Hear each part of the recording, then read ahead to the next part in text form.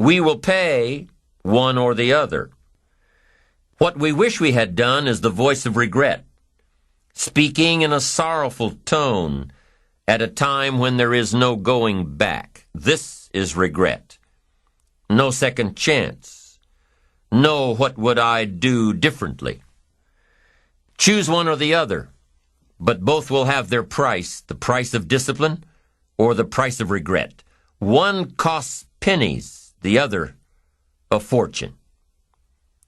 Dostoevsky said, "There are hundreds of young men who would die for the truth, but very few who would spend 5 years studying to know what the truth is." Dying for the truth is much more dramatic than the discipline of studying it one little piece at a time, one day at a time, 1 month at a time. But in the big picture, is dying for the truth really easier than adhering to the daily disciplines?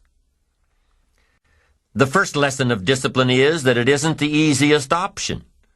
The second lesson of discipline is that it's a full-time activity. And we've said that the best form of discipline is consistent self-discipline. You see, the discipline that it takes to make your bed every day is the same discipline necessary for success in the world of business. The discipline to organize your garage is the same discipline to organize your business. All disciplines carry through to affect all parts of our lives. If we're disciplined in just one area and lazy in another, guess what? Pretty soon, the lazy side will creep in and destroy the disciplined side. The bad habits in one area of our life will eventually destroy our self-discipline in the areas we've been working on. Consistency cannot be inconsistent. Discipline is the mind being trained to control our lives. Discipline is a set of standards which we've selected as a personal code of conduct. Discipline is imposing on ourselves the requirements for honoring these standards. Once we've adopted these standards of behavior and conduct, we're committed to honor them. And if we don't, then there can be no disciplined activity. We find ourselves announcing our standards to our relatives, our friends, our associates. We shout our beliefs and condemn those who believe any differently, but then we don't walk the talk. We end up acting in a way far different from the beliefs we've shouted. We tell our kids that the TV is rotting their minds, yet we spend our evenings in front of it. We tell our employees that they must take advantage of every minute of the working day, yet we spend 3 hours at lunch. Do as I say, not as I do. This is inconsistent. This leads to a loss of credibility among those who watch us. And more importantly, this leads to a loss of credibility within ourselves. The only thing worse than one who is inconsistent in applying their self-imposed disciplines is one who has never considered the need or the value of discipline at all. These people seem to wander aimlessly, changing procedures, changing standards, changing loyalties, and shifting frequently from one commitment to another, leaving behind a trail of broken friendships, unfinished projects, and unfulfilled promises, all because of a discipline that was either non-existent or imposed so infrequently that it was ineffective. Here's the third step to becoming consistently self-disciplined. Number 1 is realizing that discipline isn't the easiest option. Number 2, discipline is a full-time activity, day by day, every day. And the third step to becoming self-disciplined is really a philosophy that holds one of life's unique promises. Number 3 simply says, for every disciplined effort, there is a multiple reward. That's one of life's great arrangements. It's like the law of sowing and reaping. In fact, it's an extension of the biblical law that says if you sow well, you reap well.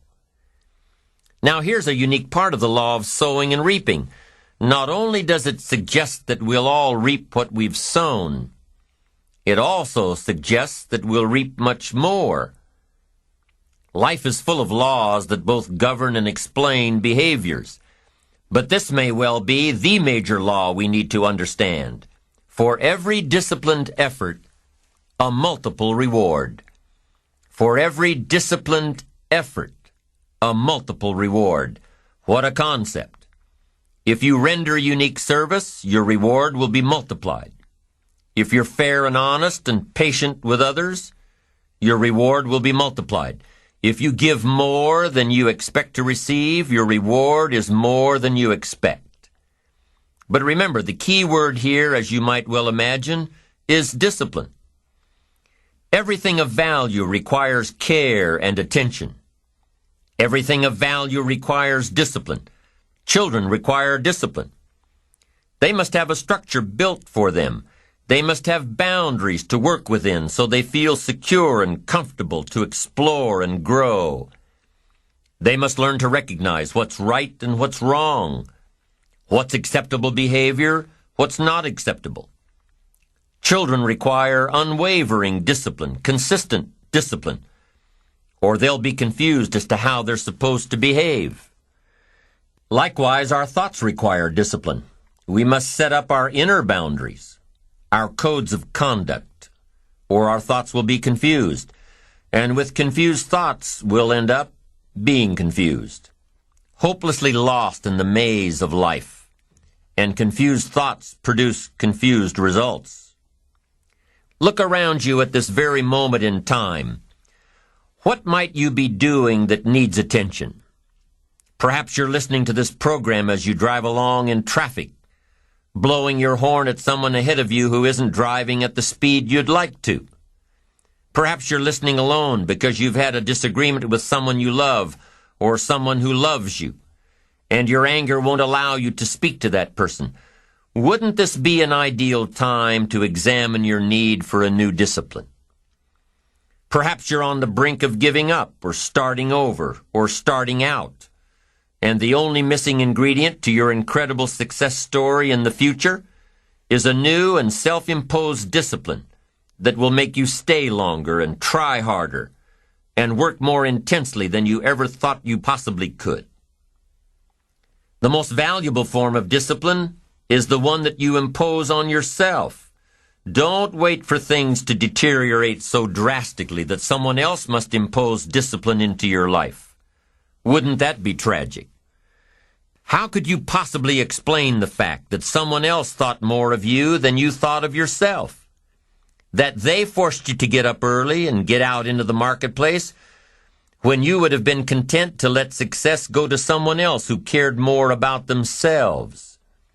Your life, my life, the life of each one of us is going to serve as either a warning or an example. A warning of the consequences of neglect, self-pity, lack of direction and ambition, or an example of talent put to use, of discipline, self-imposed, and of objectives clearly perceived and intensely pursued.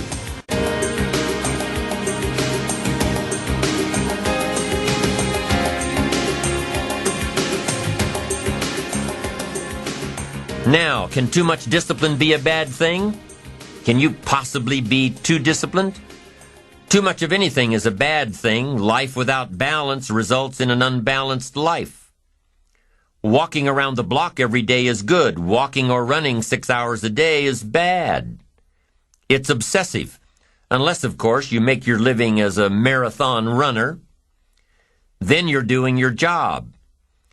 Eating an apple a day is good. Eating only apples is bad. You won't get all the protein and vitamins and nutrients your body needs. Working hard, burning the midnight oil, doing it until is good. Working nonstop, never taking a vacation, never having any fun, never spending quality time with the people you love, working day after day, month after month, never taking a break year after year, is bad. If you've got your nose to the grindstone all the time, how are you ever going to spot new opportunities, consider new ideas? It doesn't work that way. You've got to stop and ponder where you've been and where you're going. You've got to reflect so you know if you're even on the right track. Everyone has heard the story of Willie Loman in the play Death of a Salesman. Willie was a workaholic. He typified the old-fashioned concept of success. After all, if you're always working, you must be successful. No, it doesn't work that way. For workaholics, there's never enough work. They can work 10, 12, 14 hours a day, take 2 jobs, work them back to back. The only satisfaction is fighting off sleep, denying life's pleasures, getting more tasks done. Some people are impressed with this type of behavior. But just because a workaholic spends too much time working, that doesn't mean he or she ends up with the most money. These people are generally more task-oriented than results-oriented. They're busy being busy, not busy being productive. Workaholics generally end up alienating their families, losing their health, facing a crisis of values. Now, wouldn't you prefer a life of productivity rather than a life of tasks? Of course. When you schedule your time and take advantage of your time, you can work smarter instead of working longer, and you'll probably end up getting more done than the workaholic, and still have time for other things in life. Enlightened self-interest says, I will look for new ways to work smarter by focusing on doing more per hour instead of doing more hours. It says I will run my day so my day doesn't run me. Enlightened self-interest also says that a life worth living comes from a life of balance and moderation. Too much of anything, even good things, will sooner or later throw you off track. Now, here's the key technique that you can use in your life to help keep you on the right track. This technique is called visual chain thinking. Ambitious people don't see each step toward their goals as a singular step. Each discipline as a singular discipline. Each project as a singular project. Each sale as a singular sale. With everything they do and with every discipline they adhere to, they see it all as part of a chain, a link in the chain of events and actions that will lead them to their final destination. Every action and every discipline today is a link in the chain. Every action and every discipline tomorrow is a link. Every action and every discipline in the future is a link. When you can see that every link in the chain will eventually lead you to the things you want most out of life, to the person you want to become, then you won't grow discouraged or fearful or impatient with today. When you can see where you're going through visual chain thinking, even on the toughest days, you'll keep building your ambition by knowing where you're going, not just where you are today. Part of this visual chain thinking is built when you decide on your direction, when you can see where you're going to end up before you get there, when you can see California while staring at the east side of a 14,000-foot mountain. And building your visual chain of thought begins when you have well-defined plans for your career, your family activities, your investments, and your health. Your plans and goals are your visual chain, knowing where you're going before you get there. Develop a plan, a game plan. It's ironic how we all understand the importance of mapping out a strategy for a football game or a basketball game. Not one professional team in the world begins a game without a complete strategy. But few of us take the time to map out a strategy for our lives, a game plan. But it's important. Here's the first rule for your game plan of life. Don't start your day until you have it finished. Don't begin your activities of the day until you know exactly what you plan to accomplish. Don't start your day until you have it planned. And do this every day. I know all this writing takes time and a disciplined effort, but remember that value is the fruitful result of discipline, not hope. Once you've mastered the art of planning your day, you're ready for the next level. Don't start your week until you have it finished. Don't begin your activities of the week until you know exactly what you plan to accomplish. Don't start your week until you have it planned. Just imagine what life would be like if you took time out of every Sunday to plan your week. Come Friday, you won't be saying, "Boy, did this week fly by. Where did it go? What did I do?" No, if you plan your week before you start it, you'll know exactly what you want to do, what you want to accomplish, what you need to work on. If you learn to plan your days as part of your overall game plan for the week, the parts will fit much better. Your days will be better, more effective. You'll be working smarter, not harder. And when you've learned to plan your week, guess what? You've got to plan your month. Don't start your month until it's finished. By developing a game plan for your days, your weeks, your months, by developing and following your game plan, your days and weeks and months all become part of a bigger plan, a bigger design, a long-term view of your life, a visual chain. You'll start gaining a greater perspective of it all because you are planning. It takes great discipline on your part, but it will soon lead to a new habit, a habit of mastering your time, a habit of discipline that will lead you to the good life. Now, if visually seeing the future is new to you, if you've never developed a game plan before, let me offer a few tips. There are two things that you need to understand before you create a game plan. Number one, a game plan, a visual chain of your future, is like a spreadsheet. Instead of listing numbers, you list activities. It's like a to-do list.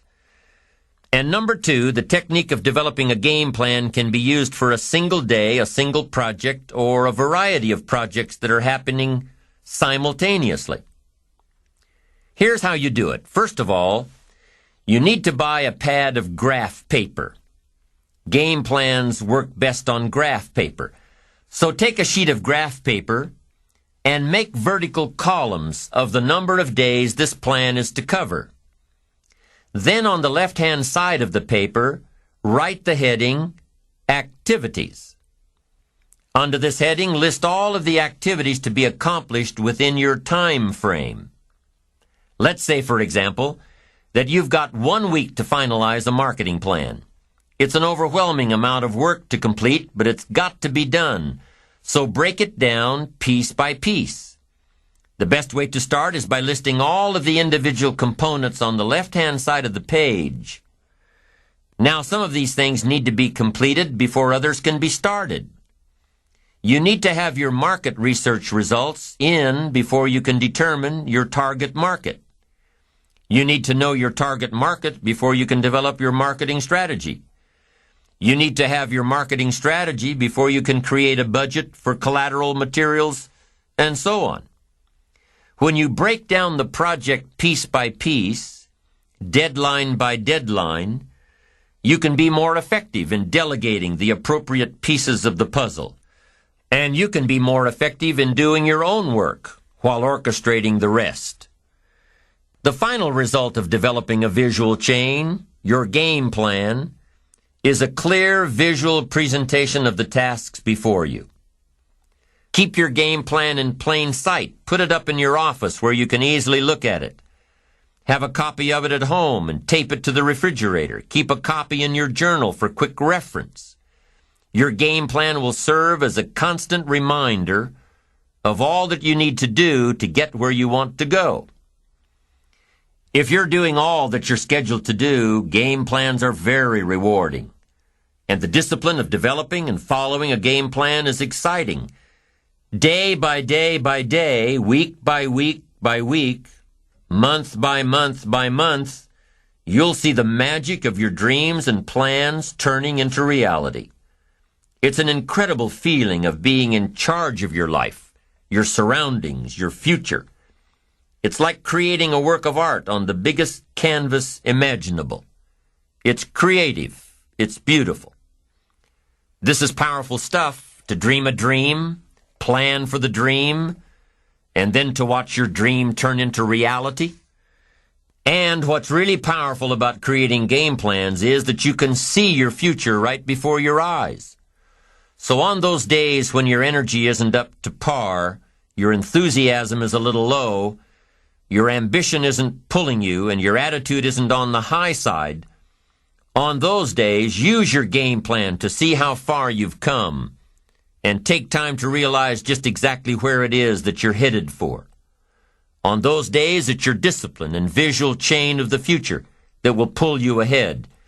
It can't possibly set you back. It'll pull you ahead. Develop a game plan for your life, and make sure that it includes more than work projects. Make sure that your game plan includes time for recreation, time for reflection, time for exercise, time for health, time for spirituality.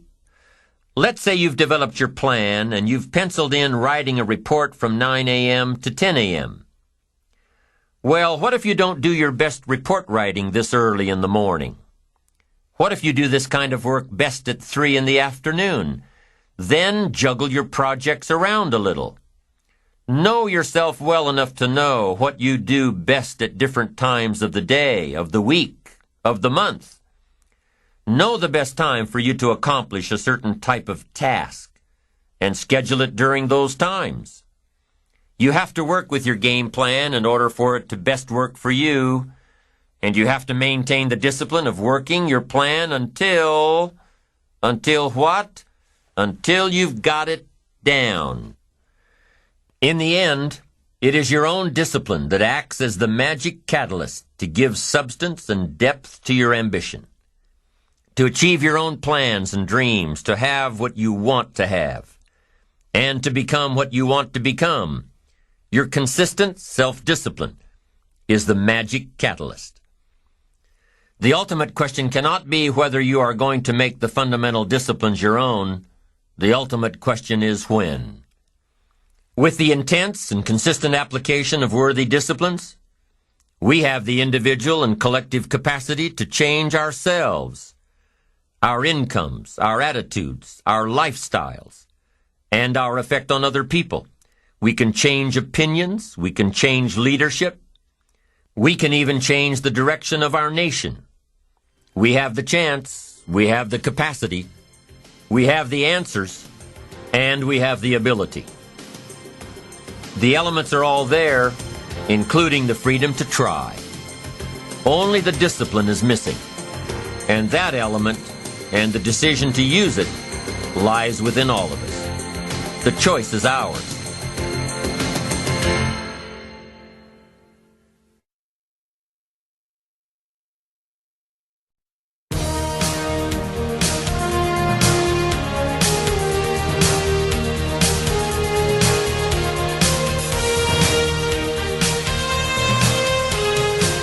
So far, we've discussed the 3 principles of building your ambition. Number 1, positive self-direction, knowing who you are and where you want to go. Number 2, self-reliance, taking responsibility for your own life, taking full responsibility for whatever happens to you. Number 3, self-discipline, creating the need for action and implementing that action every day until it becomes a way of life, a good habit. And the 4th principle of building your ambition is building your enterprising skills. Building your skills to be self-enterprising, to consistently create opportunity, new opportunity, to consistently take advantage of the opportunity that you've created, to be aware, to face life with your eyes and ears open to the possibilities that may be just around the corner. An enterprising person is one who comes across a pile of scrap metal and sees the making of a wonderful sculpture. An enterprising person is one who drives through an old, decrepit part of town and sees a new housing development. An enterprising person is one who sees opportunity in all areas of life. To be enterprising is to keep your eyes open and your mind active. It's to be skilled enough and confident enough and creative enough and disciplined enough to seize opportunities that present themselves, regardless of the economy. An enterprising mortgage banker will develop creative financing strategies during slow markets An enterprising lawyer will study new laws and market herself to people who may need help in those areas. An enterprising salesman will research beyond the obvious to find new prospects for his products or services, isolate a secondary market, develop another benefit. An enterprising attitude says, find out before action is taken. Do your homework. Do the research. Be prepared. Be resourceful. Do all you can in preparation of what's to come. Think of a few people you know who are enterprising. Think of people in the news, in your office, in your neighborhood. What do these people have in common? Well, they're probably always on the go, developing a plan, following a plan, reworking the plan until it fits. They're probably very resourceful, never letting anything get in their way. They probably don't understand the word no when it applies to their visions of the future. And when posed with a problem, they'll probably say, let's figure out a way to make it work, instead of, it won't work. You need to be like that pesky little Energizer bunny.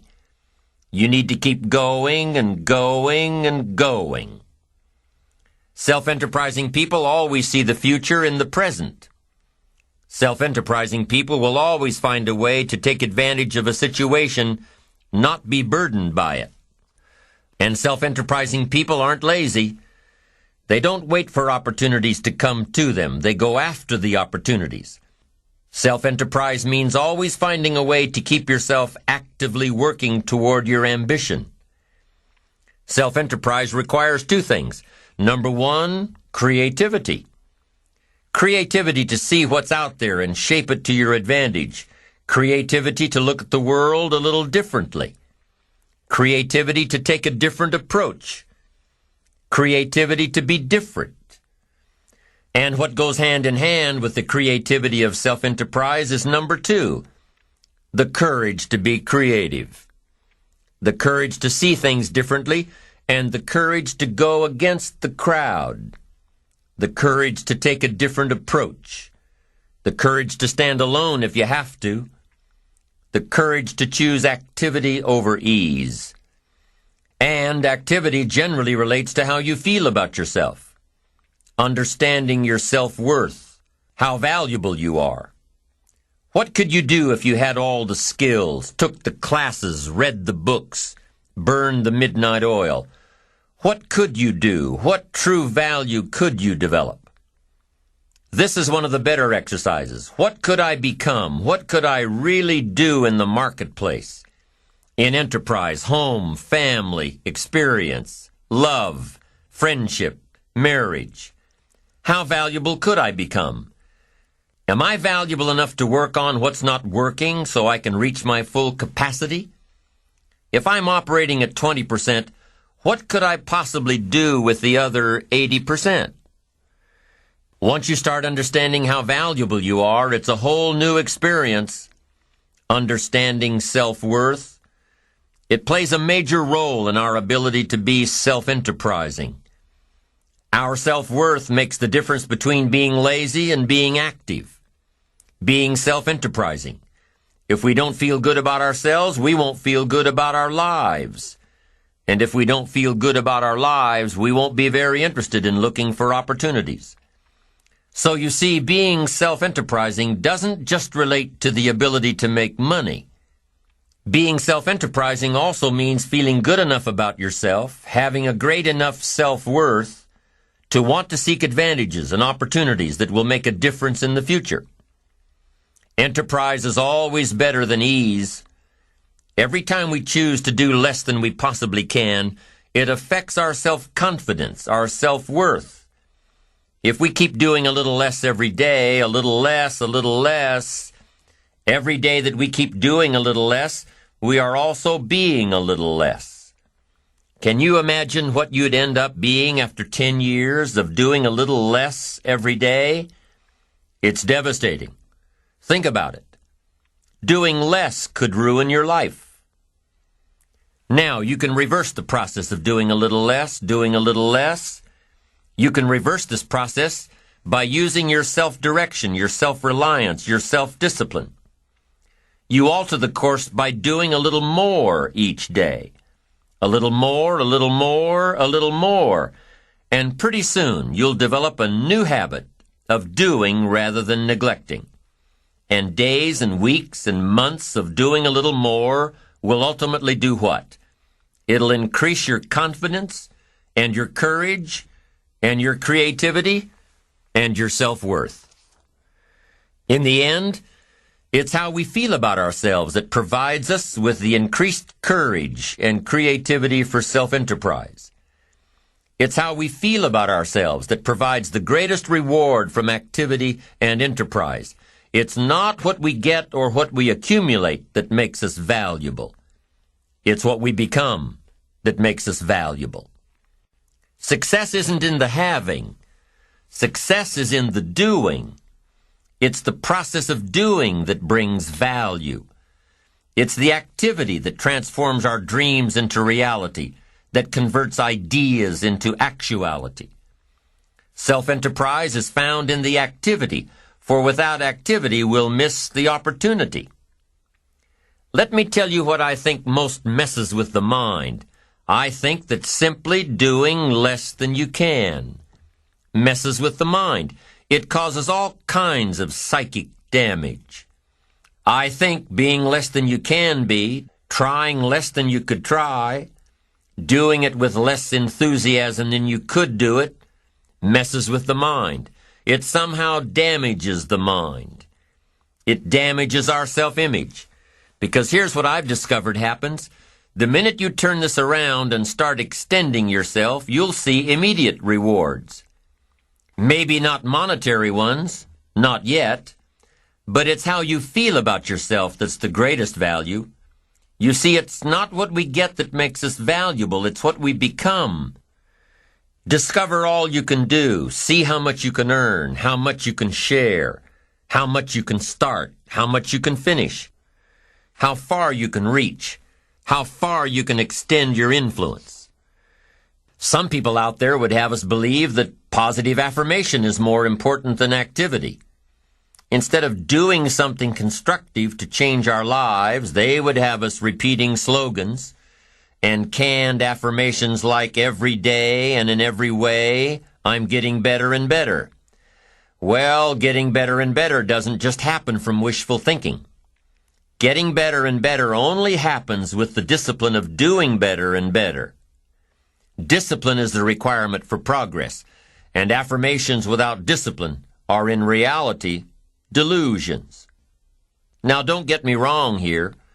There's nothing wrong with affirming the good life as long as we are disciplined enough to take action. Affirmations can be effective as long as we remember two very important rules. Number one, we should never allow affirmation to replace action, activity, enterprise. Feeling better is no substitute for doing better. And number two, whatever we choose to affirm must be the truth. If the truth happens to be that we're broke, the best affirmation would be to simply say, I'm broke. Wow, face it, accept it, be responsible for it, and change it. By admitting that you're broke, by saying it out loud, you'll probably be disgusted enough to start the thinking process on how to change it.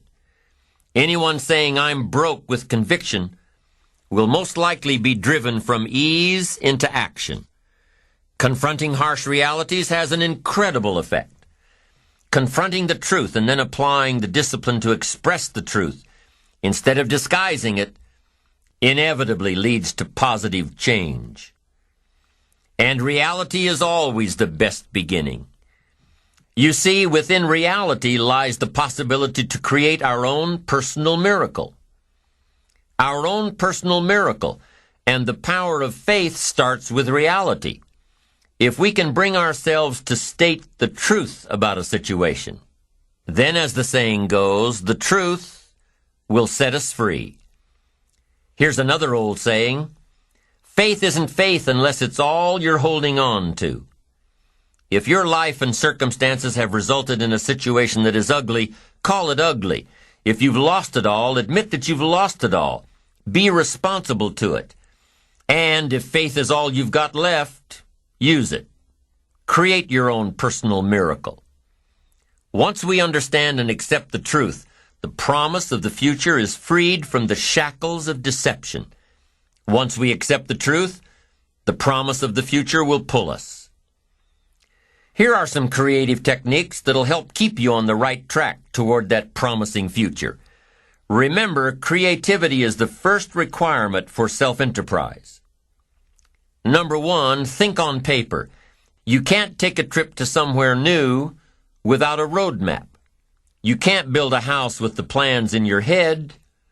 You can't build a company with the business plan in your head. You can't seek venture capital with the financials in your head. But here's what you can do. Put it all on paper.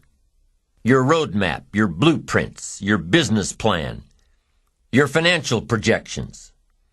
When you put it on paper, you can analyze your path, solve your problems, and isolate what works and what doesn't. You can use this for your life as well. If you're faced with a mental roadblock, put it all down on paper. Like we talked about before, when you put a problem on paper, you take the emotion out of it. With the emotion gone, you can look at the roadblock objectively. You can figure out what you did right, and you can figure out what you did wrong. You can figure out how to change it. So here's what you do. Pick a problem out of your head and pull out a piece of paper. Then draw a line down the middle. On the left-hand side, jot down the problem. Just what is the problem? Write it out. We've got so much going on in our heads that we can't figure things out until we take a piece of it out and put it on paper. What is the problem? This is the problem. State it the best you can. The doctor says, "Oh, you look good. Come and see me in a year." And you say, "No, doc, I'm hurting here." He says, "No, that's negative. Just be positive." No, we've got some negative stuff we need to deal with. So what is the problem? State the problem. Write it down. Now, on the other side of this paper, you put the answers or the solutions. And I've got 3 questions to ask in order to find the answers. And by the way, these 3 questions can be used to solve almost any problem. Here they are. The first question you need to write down is this: what can I do? What can I do? Because you don't want to go any further than that if you can solve it yourself. What can I do? Then what you do is develop working papers. You start jotting down. I could do number 1. I could do number 2. I could do number 3. Here's some alternatives.